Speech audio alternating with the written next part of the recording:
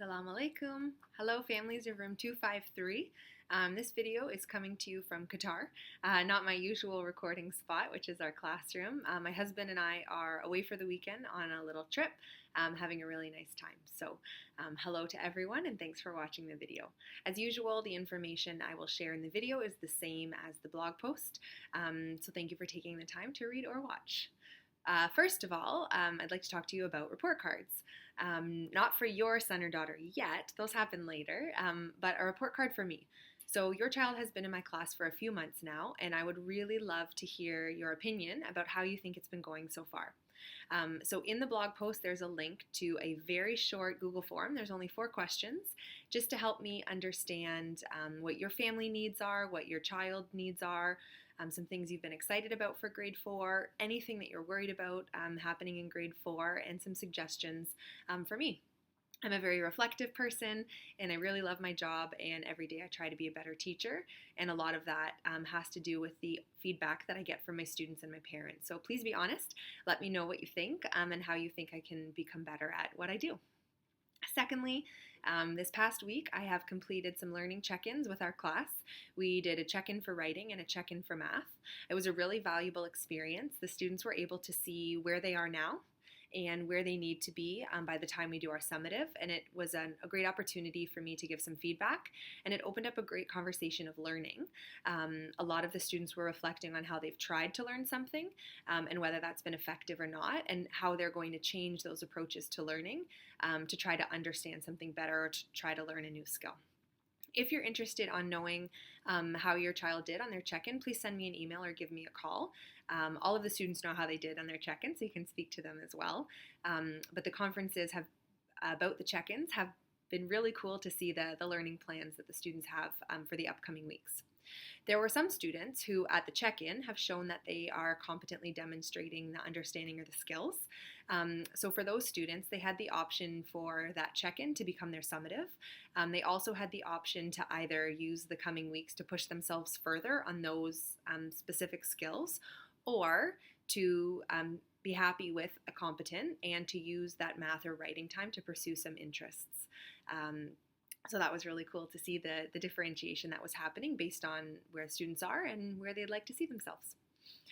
One of the interesting things that came out of our math check-ins, that there were a lot of students who were looking for some extra support with math. So in the blog post, I have shown some Khan Academy activities that connect to the skills we're working on in class, and also some IXL activities.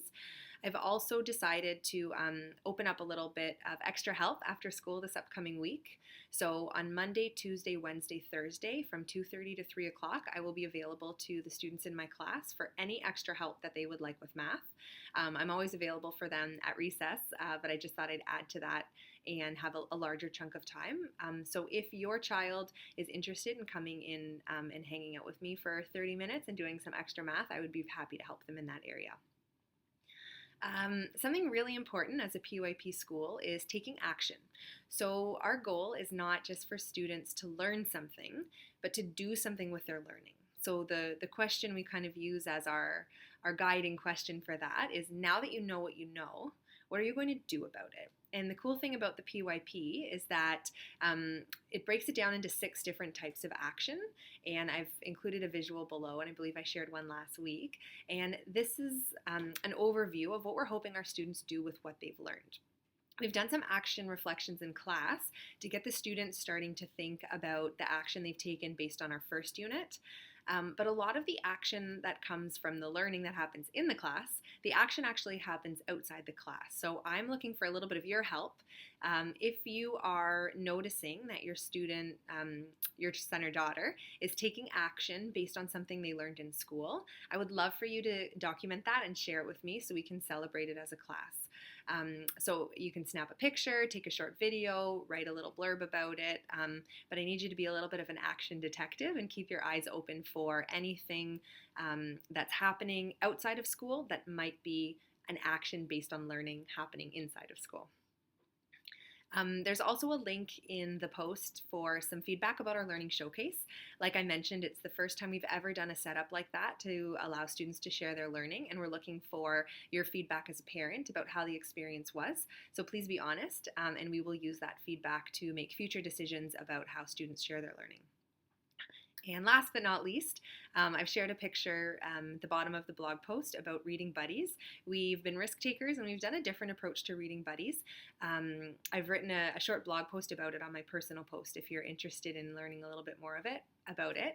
But it's been a really cool experience to see students take initiative to want to become Reading Buddies, students using their functional writing skills to email the teacher back and forth, students using their time management skills to schedule regular appointments based on the teacher's availability and the student's availability, and also that organizational piece of keeping track of the appointments, arriving on time, communicating with the teacher if there's been any conflicts such as field trips. So it's been a really, really cool experience.